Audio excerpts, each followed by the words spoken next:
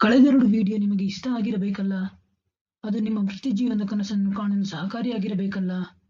Video ಮೂಲಕ ವೃತ್ತಿಜೀವನದ ಕನಸನ್ನು ಸಾಕಾರಗೊಳಿಸಲು ಬೇಕಾದ 3 ಅಂಶಗಳೇನು ಎಂದು ತಿಳಿದುಕೊಂಡಿರಿ ಅಲ್ಲವೇ? ನೆನಪಿದೆಯಾ? ಆಸಕ್ತಿ, ಕೌಶಲ ಮತ್ತು ನಿರ್ಧಾರ ಅಥವಾ ಛಲ ಎನ್ನುವರು. ಈ ಚಿತ್ರ ನೋಡಿ, ಏನನ್ನು ಕಾಣುತ್ತೀರಾ? ಕಾರು, ಇದರಲ್ಲಿ ಟ್ರಕ್, ಈಗ ಬೈಕ್, ಇದು ಬಸ್, ಇದು ಮೆಟ್ರೋ ರೈಲು, ಇದು ಬುಲೆಟ್. ಎಷ್ಟೊಂದು ವಾಹನಗಳಿವೆ ಅಲ್ಲ? ಪ್ರತಿಯೊಂದು ವಾಹನಕ್ಕೂ ಅದರದ್ದೇ ಆದ ವಿಶೇಷತೆ ಇದೆ, ಅದರದ್ದೇ ಆದ ಉಪಯೋಗಗಳೂ ಇವೆ ಅಲ್ಲವೇ? ಈಗ ನಿಮಗೆ ಗೊತ್ತಾಗಿರಬಹುದು ನಾವು ಯಾವ ವಿಷಯದ ಬಗ್ಗೆ ಮಾತನಾಡುತ್ತೇವೆ ಎಂದು. ನೆನಪಿದೆಯಾ? ಕಳೆದ ತರಗತಿಯಲ್ಲಿ ಈ ಬಗ್ಗೆ ಸ್ವಲ್ಪ ಮಾಹಿತಿ ನೀಡಿದ್ದೆ. ಮೋಟಾರು ವಾಹನಗಳ ಬಗ್ಗೆ ಮಾತನಾಡುತ್ತೇವೆ. ಸರಿ, ಹಾಗಾದರೆ ಮೋಟಾರು ವಾಹನ ವಲಯದಲ್ಲಿ ವೃತ್ತಿಜೀವನದ ಅವಕಾಶಗಳನ್ನು ತಿಳಿಯೋಣವಾ?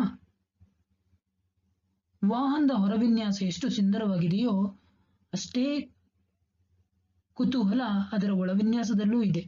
ಈ ಚಿತ್ರದಲ್ಲಿ ವಾಹನಗಳ ಬಿಡಿಭಾಗಗಳನ್ನು ಕಾಣುತ್ತೀರಿ ತಾನೆ? ಯಾರಿಗೆಲ್ಲ ಈ ಬಿಡಿಭಾಗಗಳನ್ನು ಇನ್ನೂ ಸ್ವಲ್ಪ ಹೊತ್ತಿನವರೆಗೆ ನೆನಪಿಟ್ಟುಕೊಳ್ಳಬಹುದು? ನೀವು ಜಾಣರು. ಇದು ವಾಹನದ ಹೊರವಿನ್ಯಾಸ ಆಯಿತು. ಆದರೆ ನಿಜವಾದ ವಾಹನದ ಸಾಮರ್ಥ್ಯ ತಿಳಿಯಬೇಕಾದರೆ ಅದರ ಇಂಜಿನ್, ಇಂಧನ ಟ್ಯಾಂಕ್ ಮುಂತಾದ ಬಿಡಿಭಾಗಗಳ ಬಗ್ಗೆ ತಿಳಿದುಕೊಳ್ಳಬೇಕು ಮತ್ತು ಅದರ ವಿನ್ಯಾಸವನ್ನು ಅರಿತುಕೊಳ್ಳಬೇಕು. ಎಷ್ಟೊಂದು ಕುತೂಹಲಕಾರಿಯಾಗಿದೆ ಅಲ್ಲವೇ ಈ ವಲಯ? ನಿಮಗೆ ತಿಳಿದಿದೆಯಾ ಒಂದು ಕಾರಿನಲ್ಲಿ ಎಷ್ಟು ಭಾಗಗಳಿವೆ ಎಂದು? ನೀವು ಊಹಿಸುತ್ತೀರಾ? 1,000 ಇರಬಹುದಾ? 2,000, 5,000 ಬಿಡಿಭಾಗಗಳು ಇರಬಹುದಾ?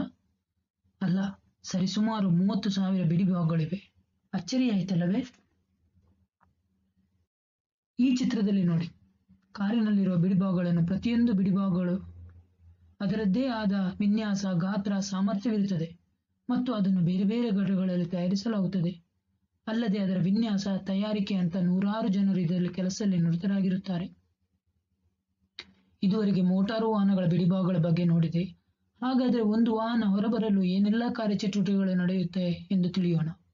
ವಾಹನ ಒಂದು ತಯಾರಿಕೆಗೆ ಮುಂಚೆ ನಡೆಸುವ ಚಟುವಟಿಕೆ ಏನು ಎಂದು ಹೇಳಬಹುದಾ? ಅದುವೇ ವಿನ್ಯಾಸ.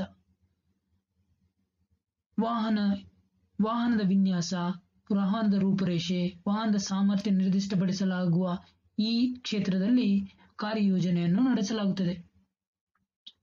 ಈ ಯೋಜನೆಯ ಅನುಷ್ಠಾನ ಎಲ್ಲಿ ನಡೆಯುತ್ತದೆ ಗೊತ್ತಿದೆಯಾ? ಅದು ತಯಾರಿಕಾ ಘಟಕ. ಇಲ್ಲಿ ವಾಹನದ ಪ್ರತಿ ಬಿಡಿಭಾಗಗಳ ಜೋಡಣೆ, ಪರೀಕ್ಷಾತ್ಮಕ ಪ್ರಯೋಗಗಳು ನಡೆಯುತ್ತದೆ ಮತ್ತು ವಾಹನವನ್ನು ಮಾರಾಟಕ್ಕೆ ಸಿದ್ಧಗೊಳಿಸಲಾಗುತ್ತದೆ.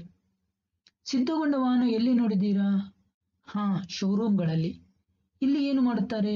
ಇಲ್ಲಿ ವಾಹನದ ಮಾರಾಟ ಮಾಡುವ ಪ್ರಕ್ರಿಯೆ ನಡೆಯುತ್ತದೆ. ಇಲ್ಲಿ ಗ್ರಾಹಕರು ಅಭಿಪ್ರಾಯ ಸಂಗ್ರಹಿಸಿ ಮುಂದಿನ ವಾಹನದ ಅಭಿವೃದ್ಧಿಯಲ್ಲಿ ಇದನ್ನು ಅಳವಡಿಸಲಾಗುತ್ತದೆ. ಇಲ್ಲಿ ಸಿಗುವ ಆದಾಯದಿಂದ ವಾಹನಕ್ಕೆ ಸಂಬಂಧಿಸಿದ ವಿವಿಧ ಘಟಕಗಳ ಸಿಬ್ಬಂದಿಯ ವೇತನ ಮತ್ತು ಇತರ ಖರ್ಚುಗಳನ್ನು ನಿಭಾಯಿಸಲಾಗುತ್ತದೆ. ವಾಹನ ಮಾರಾಟ ಆದರೆ ಸಾಕ ಅಲ್ವಾ? ಅದಕ್ಕೆ ಕಾಲಕಾಲಕ್ಕೆ ಸರ್ವಿಸ್ ಕೂಡ ಮಾಡಬೇಕು. ಕೆಟ್ಟು ನಿಂತಾಗ ದುರಸ್ತಿ ಮಾಡಬೇಕು. ಇದನ್ನೆಲ್ಲ ಎಲ್ಲಿ ಮಾಡುತ್ತಾರೆ? ಇದನ್ನು ಮಾಡಲು ಗ್ಯಾರೇಜ್ಗಳನ್ನು ರಚಿಸಿರುತ್ತಾರೆ. ಆದರೆ ಕಂಪನಿಯ ತಯಾರಾದ ವಾಹನಗಳ ದುರಸ್ತಿಗೆ ಅದರದ್ದೇ ಆದ ಸರ್ವಿಸ್ ಸೆಂಟರ್ಗಳಿವೆ. ಕೇಳಿದ್ದೀರಾ? ಇಲ್ಲಿ ಸರ್ವಿಸ್ ಮತ್ತು ದುರಸ್ತಿ ಕಾರ್ಯಕ್ರಮ ಕೈಗೊಳ್ಳುತ್ತಾರೆ. ಈಗ ನೋಡಿ, ವಿನ್ಯಾಸ, ತಯಾರಿಕೆ, ಮಾರಾಟ ಮತ್ತು ಸರ್ವಿಸ್ ಈ ವಿಭಾಗ ಎಷ್ಟೊಂದು ದೊಡ್ಡ ಕ್ಷೇತ್ರವಲ್ಲವೇ? ಇದನ್ನು ಆಟೋಮೊಬೈಲ್ ಕ್ಷೇತ್ರ ಎನ್ನುತ್ತಾರೆ. ಇಲ್ಲಿ ಕೆಲಸ ಮಾಡಲು ಗಂಡು ಮತ್ತು ಹೆಣ್ಣು ಮಕ್ಕಳಿಗೆ ವಿಫಲ ಅವಕಾಶಗಳಿವೆ. ನಮ್ಮ ಮುಂದಿನ ತರಗತಿಯಲ್ಲಿ ಆಟೋಮೊಬೈಲ್ ಕ್ಷೇತ್ರದಲ್ಲಿ ಕಾರ್ಯನಿರ್ವಹಿಸಲು ಬೇಕಾದ ವಿದ್ಯಾರ್ಹತೆಯನ್ನು ಮತ್ತು ಕೌಶಲ್ಯದ ಬಗ್ಗೆ ತಿಳಿದುಕೊಳ್ಳೋಣವಾ? ನೀವು ಮುಂದಿನ ವಿಡಿಯೋ ಬರುವವರೆಗೆ ಈ ಬಗ್ಗೆ ಯೋಚಿಸಿ. ಆಟೋಮೊಬೈಲ್ ಕ್ಷೇತ್ರವನ್ನು ಪ್ರಮುಖವಾಗಿ ಎಷ್ಟು ವಿಭಾಗಗಳಾಗಿ ಮಾಡಲಾಗಿದೆ? ಕಾರಿನಲ್ಲಿರುವ ಬಿಡಿಭಾಗಗಳು ಎಷ್ಟು? ಭಾರತದ ಮೊದಲ ಆಟೋಮೊಬೈಲ್ ಕಂಪನಿ ಯಾವುದು? ನಮ್ಮ ಮುಂದಿನ ವಿಡಿಯೋದಲ್ಲಿ ಆಟೋಮೊಬೈಲ್ ಕಂಪನಿಗೆ ಸೇರಲು ಬೇಕಾದ ವಿದ್ಯಾರ್ಹತೆ ಮತ್ತು ಕೌಶಲ್ಯದ ಬಗ್ಗೆ ತಿಳಿದುಕೊಳ್ಳೋಣ. ಅಲ್ಲಿಯವರೆಗೆ ನಮಸ್ಕಾರ, ಧನ್ಯವಾದಗಳು.